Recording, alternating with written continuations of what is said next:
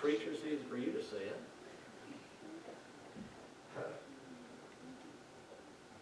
If so, then my reward won't be nearly as great as yours if it's hard for you to do it. Do you understand what I'm saying? God will be a debtor to no man. And I will rejoice because the Lord has commanded it. I will rejoice because I can. I can. Who's going to keep me from it? I can. Can the devil keep me from it? No, he cannot. Nobody can keep me from it if I decide I'm going to rejoice. They make life hard on me. They did for Isaiah. They did for Habakkuk. There were times in David's life that he simply was not loved at all. There were times it was hard for them, but nobody could keep them from it. I will do it, and so they did. I'll rejoice because I can. The Lord endorses it. He encourages it. He deserves it. He desires it. He commands it. Therefore, I'm going to give him the opportunity to give me the grace that's necessary, the aid that I need, so that I can rejoice in the Lord. The Bible says, I can do all things through Christ which strengtheneth me. If it's God's will, I can. It is God's will that I rejoice. I will rejoice because he commands it. I will rejoice because I can. He never expects you to do anything. He's never encouraged you to do anything.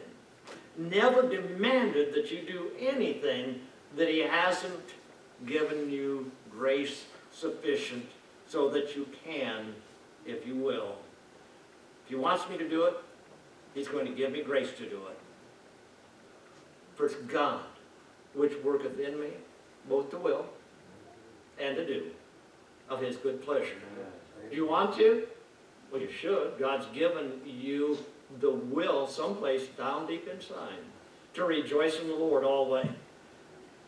The God that has given you the will to do it has given you the opportunity to have the grace to do that which he's told you you're to do. He'll give me the power to follow through if I determine and strive to rejoice in the Lord. I can, because I can do all things through Christ which strengtheneth me. I can rejoice. I'll rejoice because he desires that and he deserves that.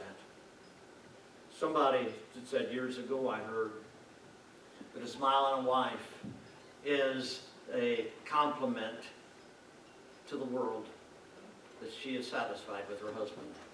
I don't know how true that is or how false that is, but I will say this, that a rejoicing heart in a child of God brings honor and glory to him. He's glorified when his children, and the world knows his children, if they know you're a child of God. And you're a rejoicing person. You get down, but you get back up. Yeah, things go wrong in your life, but you look to the Lord.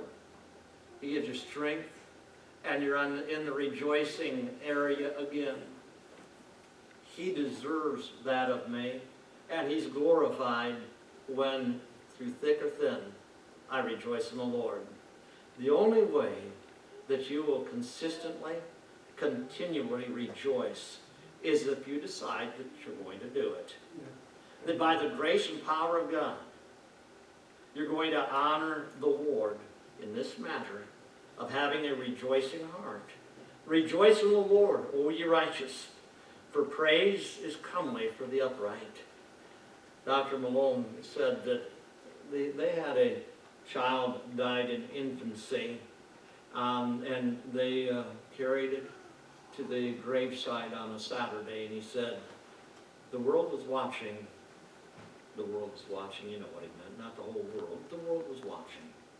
How are these people that are pastoring this Emmanuel Baptist Church in Pontiac, Michigan, how are they going to respond to the death of this little one? He said the Lord gave them the grace to carry on and to have a joy in the heart. So it doesn't always show up on the face, and it won't. but it can be in the heart. And it will often be on the face too. Rejoice in the Lord, ye righteous, for praise is comely to the upright. Let's look to him. Father,